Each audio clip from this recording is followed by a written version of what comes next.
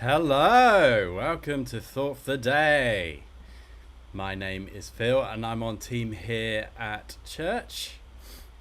It is August the 27th and surprisingly here in Cambridge it is lovely weather.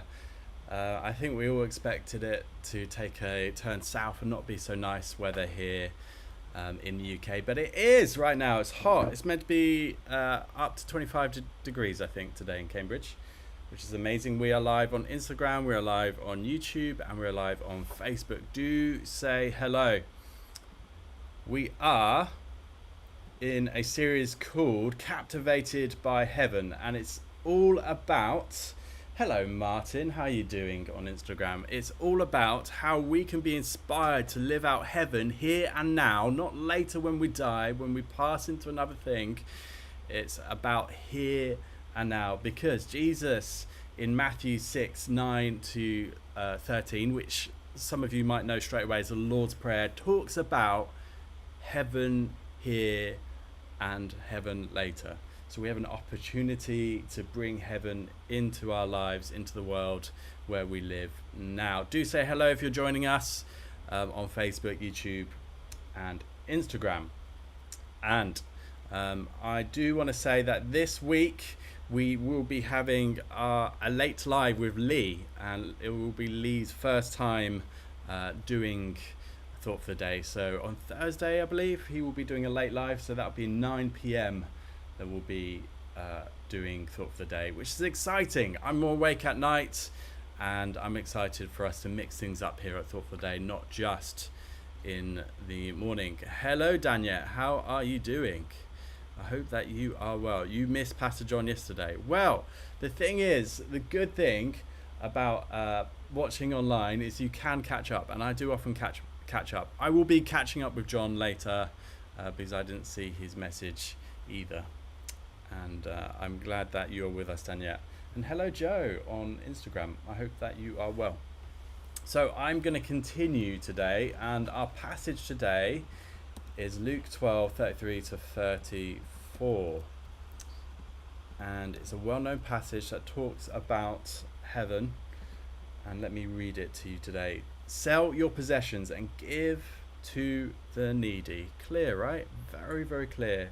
Sell your possessions and give to the needy. I don't know if sometimes we read verses like this and we just think, oh man, everything I have. I don't think it quite means everything we have, but yeah, challenging already, right? Provide yourselves with money bags that do not grow old, with the treasure in the heavens that do not fail, where no thief approaches and no moth destroys. For where your treasure is, there your heart will be also.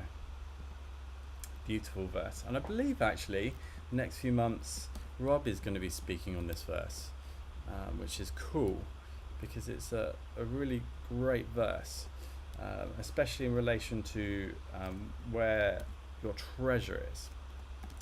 Today I really wanted to talk about heaven from this perspective of money. I think sometimes we can get shy talking about money, we can be embarrassed about talking about money, and we avoid it, especially when we're talking about heaven. So I want to know,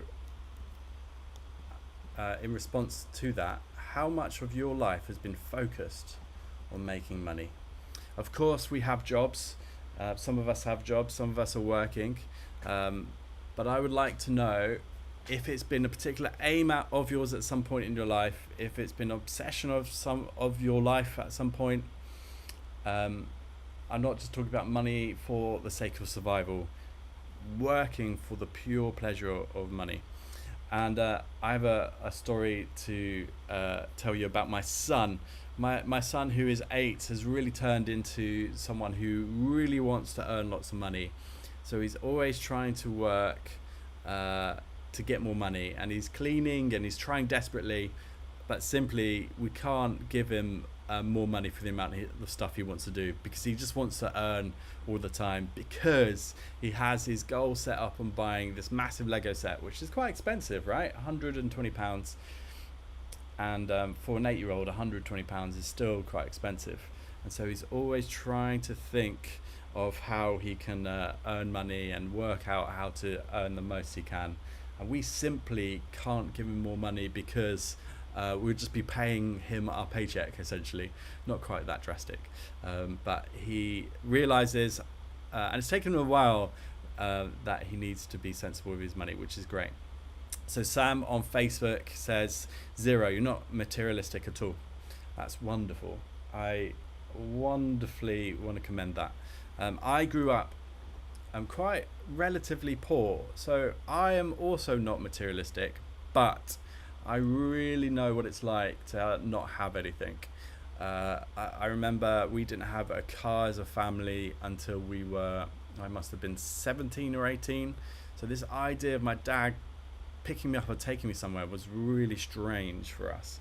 We never did stuff with cars, and so I lived in a relative poverty. So for me, it's very hard, especially on, say, a platform like Facebook and Instagram, when you see people that have stuff. You think, wow, what would it be like to have stuff? What would it be like to go on those holidays? So I am thinking like that a lot, and I have to kind of trap myself and kind of pause. Today, I have titled this, let's talk about the prosperity gospel, because it's something that in modern culture has reared its head a lot, especially in America, especially over here, and this sense that if we do well on earth, if we sell our possessions, treat some poor people and needy people quite nicely, that we will get a blessing of, I don't know, gold bullions and massive mansions full of gold and gold stuff and shiny stuff, and this sense of our reward, if we do a little bit here, will be extravagantly rewarded in heaven. It's something that is somewhere in our DNA as a modern church, somewhere in our thinking, somewhere where we have thought about, we have heard talks about, are in our culture and in and around what church is about. And I don't really want to talk too much about heaven later, and I do believe that heaven later is going to be wonderful. I have a few ideas and a few pictures of what it might be like, but I don't really want to go into that today, because we want to talk about how to bring heaven to earth here and now. And heaven on earth here and now is not to think about that trade, to think, oh, I am going to be extremely blessed, and that should be my motivation for everything. Heaven is going to be wonderful, I'm sure, but that should never be our motivation. I actually think that this verse in Luke 12:33 to 34 is actually talking about investment in people and relationships, and this idea of heaven later will be about reuniting and remembering and connecting with those people that you blessed in this life, more about anything to do with financial blessing. And I want to say that today because it can really be our motivation to do things, because later we're going to be extremely blessed, where we shouldn't live like that. Heaven here and now is about blessing people with expecting no reward, finding the poor, blessing them, making relationships, blessing those people with no connection with later. Let's not do anything out of motivation for later. And sure, there might be a blessing later, and I'm sure it's going to be wonderful, but it's so easy to fall into that trap. And I think generations of people have fallen into that trap.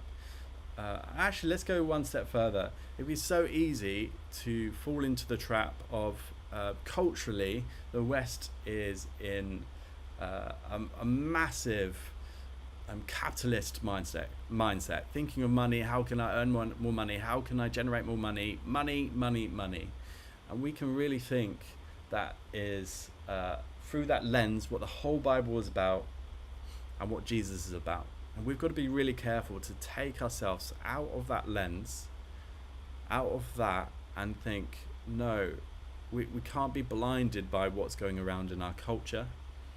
Can't be blinded by how this life is led in whatever ism, capitalism is currently the rage. We can't be blinded in how we look at the Bible and how we see people and how we want to bless people. Sam has said, in heaven we have everything we need, so who needs gold? Amen, amen. I always feel like it always comes back to gold and like gold coins, and I just no idea why. Well, no, I do know why. The sense of capitalism, and I think really we can see things through that mindset. Money is important, and giving financially is important, but for the sake of gaining more money, it just doesn't make sense. I've never understood how that makes sense to people. And today I want to encourage you to invest in people because we are asked, because we were modeled it. We were Jesus very much lived for people, and we should follow his example. Hopefully that's inspired you today and really kind of opened your mind to think about the prosperity gospel in terms of later, and just feeling like it's all going to be worthwhile later because, man, lots of money is coming my way. I feel like we need to really fight that. Okay, let me pray as we wrap up for the day today.